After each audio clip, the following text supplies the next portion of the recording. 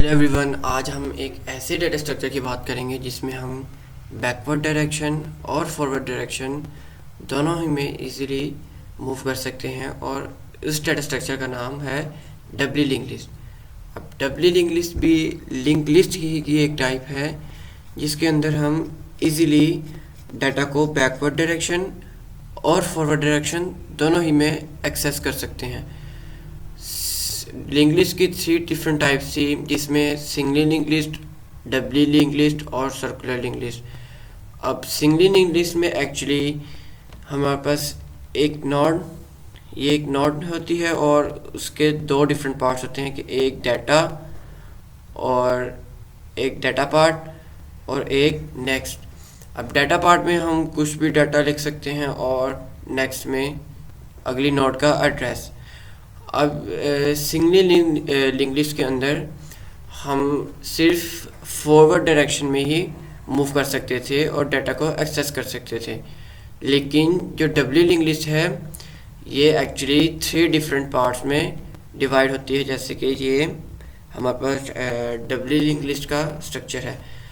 डबली link list actually में 3 parts पर divide है, जैसे कि प्रीवियस, डाटा और नेक्स्ट पार्ट के अंदर जो नेक्स्ट नोड होती है उसका एड्रेस, और डाटा पार्ट के अंदर डाटा कोई भी यूज़र अपनी मर्जी का लिखवा सकता है, और प्रीवियस के अंदर जो प्रीवियस नोड है उसका एड्रेस।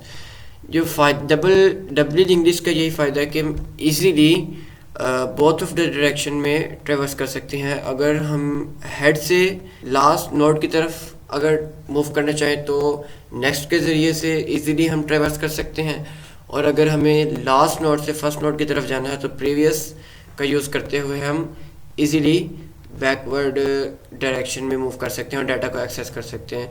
लेकिन जो सिंगली लिंक लिस्ट था उसके अंदर हम सिर्फ नेक्स्ट के ज़रिए से नेक्स्ट नोड के ऊपर फॉरवर्ड डायरेक्शन के अंदर ही ट्रेवर्स कर सकते थे, बैकवर्ड के अंदर हम नहीं कर सकते थे ट्रेवर्स।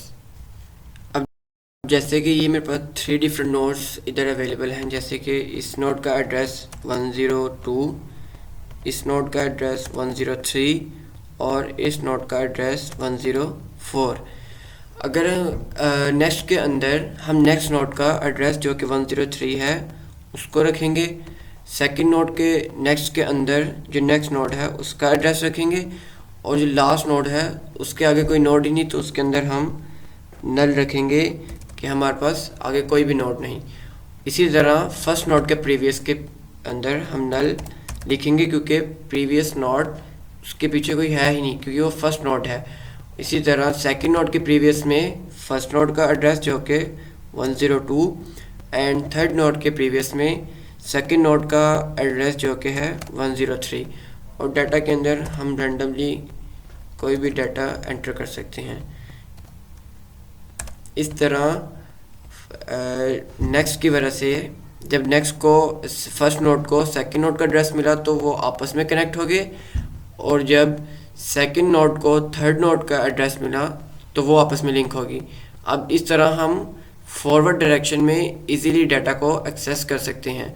लेकिन अगर हमें बैकवर्ड डायरेक्शन में मूव करना है तो इसी तरह जब हमने थर्ड नोड के प्रीवियस को इसका सेकंड नोड का एड्रेस दिया तो वो आपस में इंटरकनेक्टेड हो गए, और इसी तरह जब सेकंड नोड के प्रीवियस को फर्स्ट नोड का एड्रेस दिया तो वो आपस में लिंक हो गए, और इसी तरह हम फॉरवर्ड डायरेक्शन और रिवर्स बैकवर्ड डायरेक्शन में इजीली डाटा को एक्सेस कर सकते हैं। स्टूडेंट्स ये सोचेंगे कि जबकि हमारे पास पहले से ही एक डाटा स्ट्रक्चर अरे मौजूद है तो हम डबली लिंक लिस्ट को क्यों इस्तेमाल करें। अरे के ज़रिए भी हम डाटा को स्टोर करवा सकते हैं और उसको फॉरवर्ड और रिवर्स डायरेक्शन में दोनों में ही एक्सेस कर सकते हैं। तो डबली लिंक लिस्ट को क्यों इस्तेमाल करें जबकि इसमें हमें पॉइंटर्स को भी मैनिपुलेट करना पड़ता है और डिफरेंट एड्रेसेस को भी एक दूसरे के अंदर स्टोर करवाना पड़ता है। तो जो मेजर डिफरेंस जो कि डबली लिंक लिस्ट और अरे का है वो यही है कि अरे एक फिक्स्ड साइज हमें बताना पड़ता है अरे का क्रिएट करने से पहले। अगर हमने एक 100 साइज़ की एक अरे क्रिएट कर ली जो 100 साइज़ की है, अब अगर हमें चाहिए ही सिर्फ 10 इंडेक्सेस और 10 डाटा बॉक्सेस चाहिए जिसमें हम डाटा स्टोर करवाना चाह रहे हैं। तो बाकी 90 तो हमारे किस काम, और वो मेमोरी कंजप्शन भी बहुत ज़्यादा करेंगे। और इसके अलावा अगर हम कोई भी डाटा को एंटर करना चाहें या डिलीट करना चाहें तो सबसे पहले हमें उस इंडेक्स के ऊपर जो वैल्यू पड़ी होगी, अगर तो उसको डाटा हम एंटर करना चाह रहे हैं उस इंडेक्स के ऊपर, तो हमें ट्रेवर्सिंग करा के पहले सारे डाटा को पीछे लेके जाना पड़ेगा और उस इंडेक्स को फ्री करवाना पड़ेगा। और लेकिन अगर हम उस इंडेक्स के ऊपर से डाटा को डिलीट करना चाह रहे हैं तो डिलीट करने के बाद उस इंडेक्स के ऊपर जो प्रीवियस वैल्यूज़ हैं उनको ट्रेवर्स करा के आगे लेके आना पड़ेगा।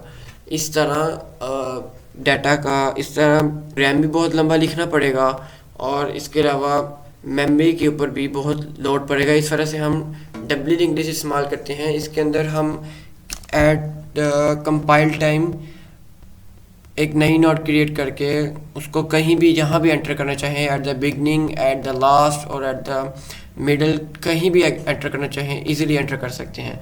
यही एक डिसएडवांटेज हमें मेजर अरे क्या जो डब्ल्यू लिंक लिस्ट से उसको अलग करता है। अब हम कोड के ज़रिए से चेक करेंगे कि अगर हमने बिगनिंग एट द बिगनिंग पर डाटा एंटर करना हो या नोट एंटर करनी हो तो हम उसको किस तरह ऐड करेंगे।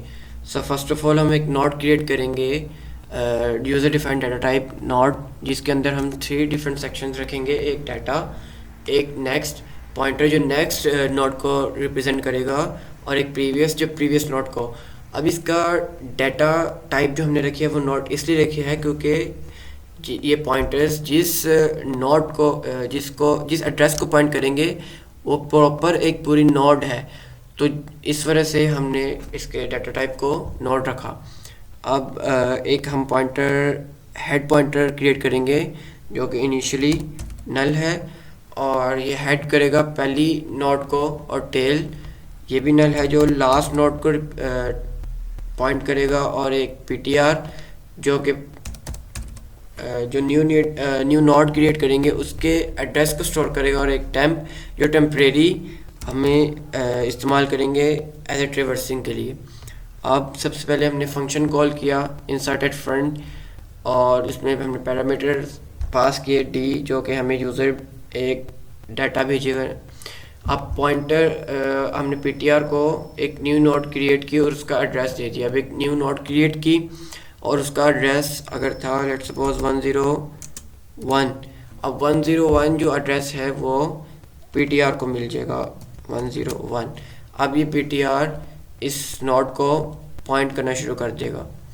इसी तरह अब पीटीआर जो हमने नोड क्रिएट की है उसके डाटा के अंदर हम डाटा को रख देंगे जो यूज़र ने हमें भेजा होगा, लेट्स सपोज 10 हम रख देते हैं डाटा। इसके बाद नेक्स्ट को पीटीआर के जो न्यू नोड है उसके नेक्स्ट को हेड के इक्वल करते हैं। अब हेड इनिशियली नल है तो नेक्स्ट भी नल हो जाएगा।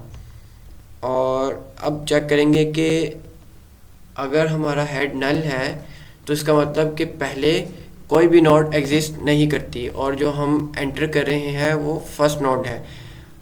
अब हमारी फर्स्ट नोड थी, कंडीशन ट्रू हो जाएगी और हम इफ़ कंडीशन के अंदर आ जाएंगे। और अब पीटीआर के प्रीवियस को भी नल कर देंगे क्योंकि हमारे पास पीछे पहले कोई भी नोड नहीं, तो वो प्रीवियस भी नल। और हेड को पीटीआर मतलब कि हेड को जो हमारे पास न्यू नोड है उसका एड्रेस दे देंगे और हेड फर्स्ट नोड को पॉइंट करना शुरू कर देगा। इस तरह फर्स्ट नोड को पॉइंट करना शुरू कर देगा। इसी तरह हम टेल को भी पीटीआर और टेल को भी, क्योंकि फर्स्ट नोड और लास्ट नोड एक ही है तो इसको भी हम एड्रेस दे देंगे पीटीआर का जो न्यू नोड हमने क्रिएट की। अब हम चेक करेंगे एल्स की कंडीशन चलेगी नहीं, हम दोबारा लूप पर चलेंगे, दोबारा यूज़र से पैरामीटर पास किए और हमारे पास डाटा एक आया और एक न्यू नोड क्रिएट की। अब इधर हम एक न्यू नोड क्रिएट करेंगे, ये रिमूव कर देंगे और एक न्यू नोड क्रिएट करेंगे। सबसे पहले ये एक हमने न्यू नोड क्रिएट की जिसको हम एड्रेस दे देते हैं 102 का। अब ये हमारे पास एक न्यू नोड क्रिएट हुई और इसके डाटा के अंदर हम 20 रख देते हैं और नेक्स्ट को हेड के इक्वल। अब इसके नेक्स्ट हेड के पास 101 है तो नेक्स्ट के अंदर 101 एड्रेस स्टोर हो जाएगा। इस तरह सेकंड फर्स्ट नोड सेकंड को पॉइंट करना शुरू कर देगी। अब हेड चेक करेंगे, हेड नल, हेड तो नल नहीं है, उसके पास एड्रेस मौजूद है पहले से, तो एल्स की कंडीशन चलेगी और एल्स में हेड के प्रीवियस के अंदर हम पॉइंटर दिखा देंगे। हेड के प्रीवियस के अंदर हेड के पास वैल्यू है 101 और उसके प्रीवियस के अंदर हम वैल्यू रख देंगे पीटीआर की, जो कि है 101, जो कि है सॉरी ये वाला नहीं, हेड का प्रीवियस ये है, हेड 101 को पॉइंट कर रहा तो इसके पास हम रख देंगे 102 का एड्रेस। इस तरह ये वाली नोट भी सेकंड नोट फर्स्ट नोट को पॉइंट करना शुरू कर देगी इस तरह। अब ये दोनों नोड्स आपस में इंटरकनेक्टेड और इस तरह हम हेड को भी अपडेट कर देंगे। हेड को वैल्यू दे देंगे 102, पॉइंटर के पास जो वैल्यू है 102। अब इस तरह हेड ने पॉइंट करना शुरू कर दिया है इस नोड को और टेल उसी लास्ट नोड को पॉइंट कर रही है जो पहले नोड थी, उसी को ये वाली नोड को पॉइंट कर रही है। और जो हमारे पास पॉइंटर है वो फर्स्ट नोड जो हमने क्रिएट की थी सेकंड 102, उसके पास उसका एड्रेस ही होगा।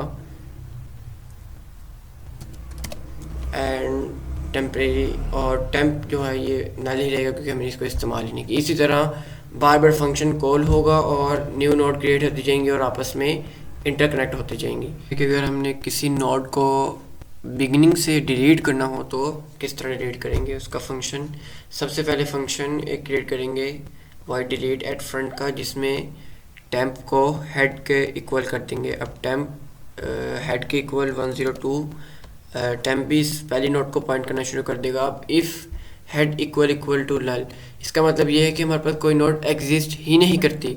अगर एग्जिस्ट ही नहीं करती तो उसको डिलीट कैसे कर सकते हैं, तो फिर हम सी आउट कर देंगे कि नोड नॉट एग्जिस्ट।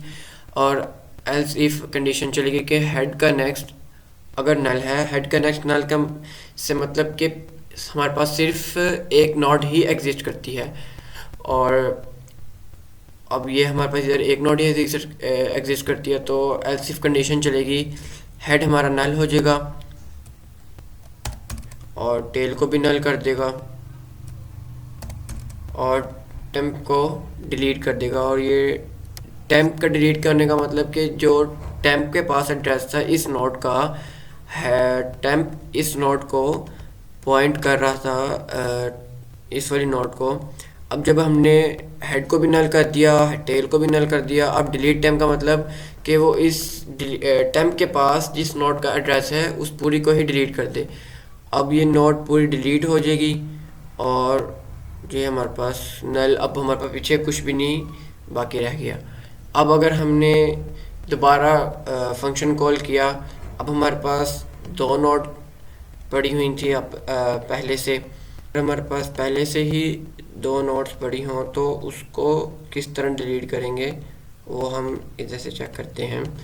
अब अगर if head equal to null, head equal null नहीं है क्योंकि अब हमारे पास हेड है 102 एंड टेल है 101 और पीटीआर के पास भी एड्रेस इसका है और ये इसको पॉइंट कर रही है और ये वाली नोड इसको पॉइंट कर रही है। अब हमारे पास दो नोड मेमोरी के अंदर पहले से पड़ी हुई हैं।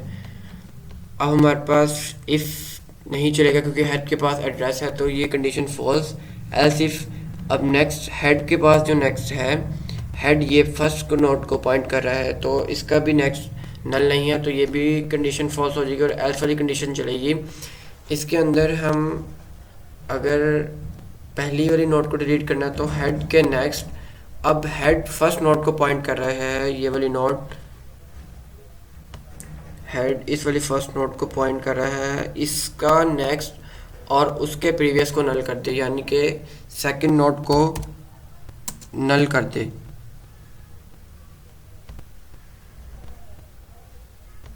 अब ये नोड हमारे पास नल, अब इसका जो इसके साथ लिंक था वो ख़त्म, और हेड इसको पॉइंट कर रहा है, हेड के नेक्स्ट के इक्वल करते।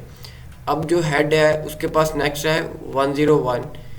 अब हेड को हम अपडेट कर देंगे और हेड को दे देंगे 101। हेड के पास 101 आ जाएगा, 101 हेड अपडेट हो गया। और हेड अब इसको पॉइंट करने की बजाय सेकंड नोड को पॉइंट करेगा।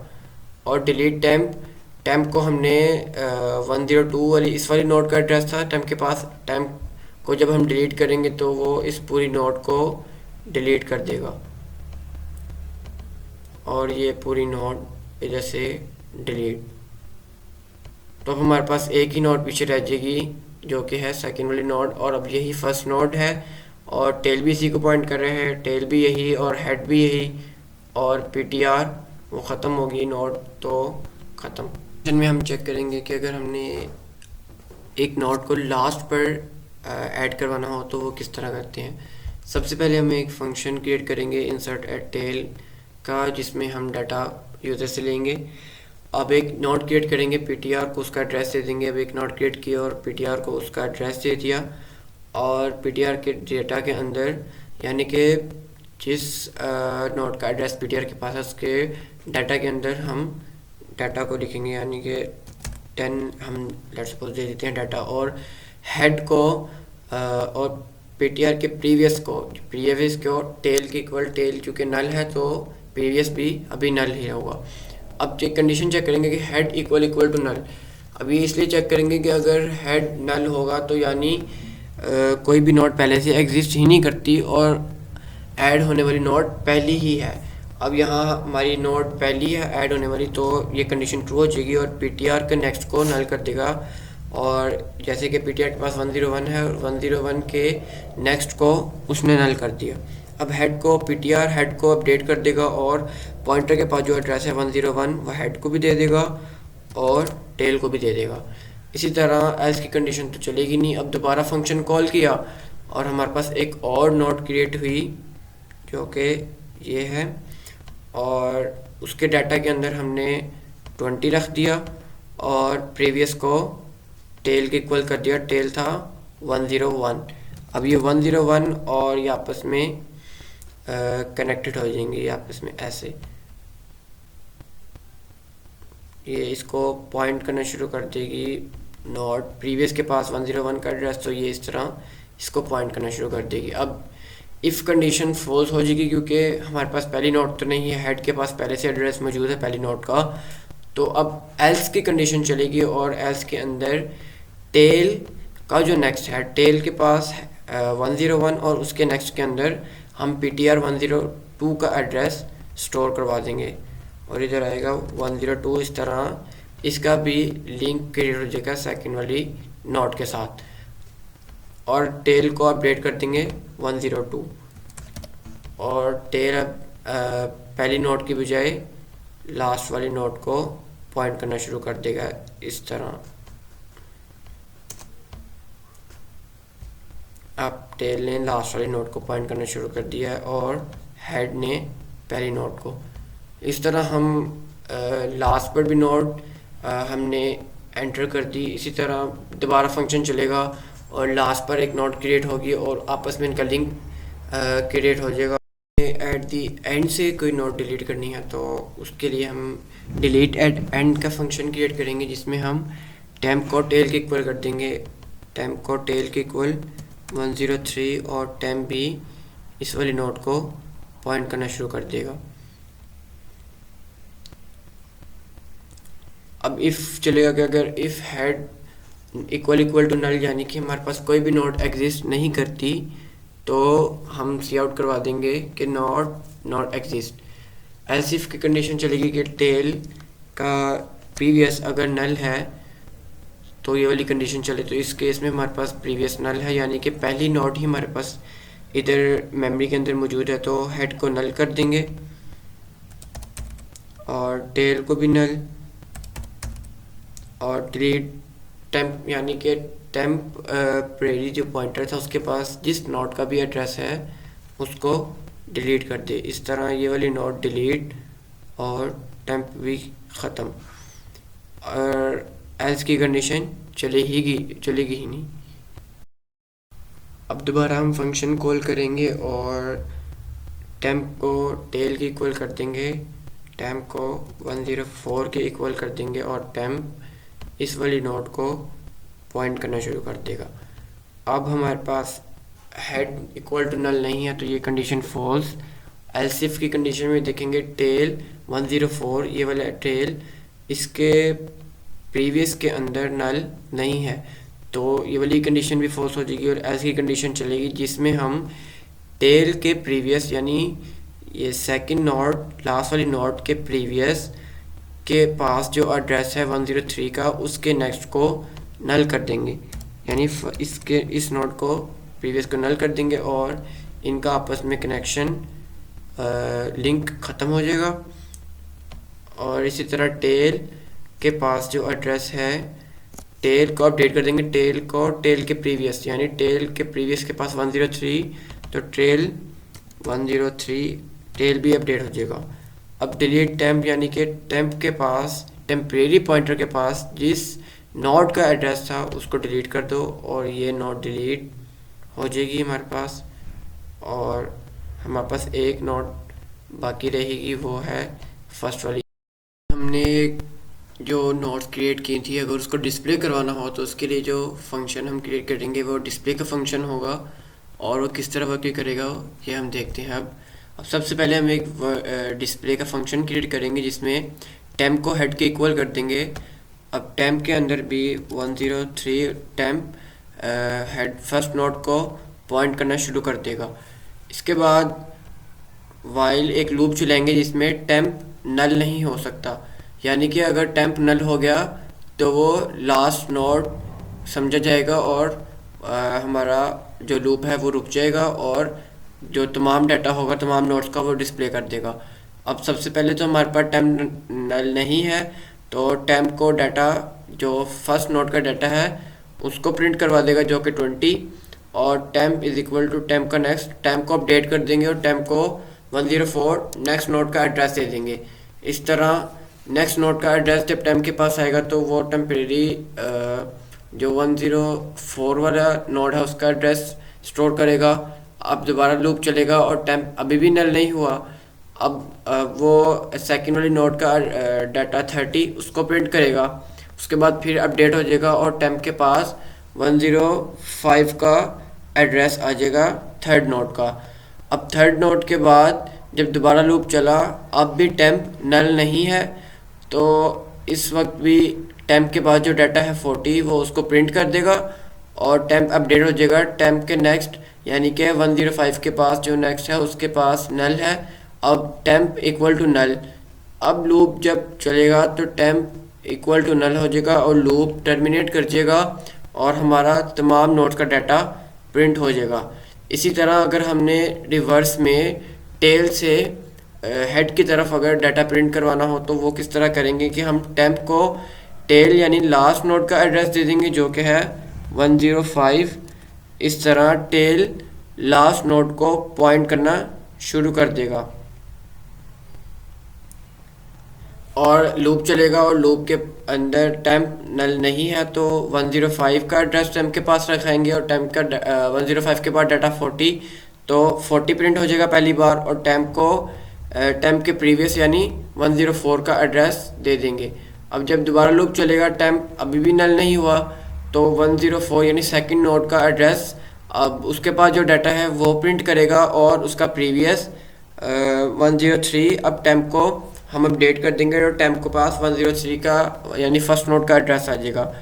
अब दोबारा लूप चलेगा और टेम्प अभी भी नल नहीं हुआ, अब टेम्प के पास लास्ट नोड का एड्रेस 103 का एड्रेस आ जाएगा और 103 के पास डाटा 20 उसको प्रिंट कर देगा और टेम्प के पास 103 का प्रीवियस जो कि नल वो स्टोर हो जाएगा। अब जब दोबारा लूप चलेगा और टेम्प इक्वल टू नल, अब टेम्प पहले से ही नल हो गया है और null equal to null not equal to null तो लूप टर्मिनेट कर देगा और हमारा डाटा टेल टू हेड सारा प्रिंट हो जाएगा। इस तरह हम डिस्प्ले फॉरवर्ड डायरेक्शन में भी करवा सकते हैं और रिवर्स डायरेक्शन में भी हम इजीली डाटा को डिस्प्ले करवा सकते हैं।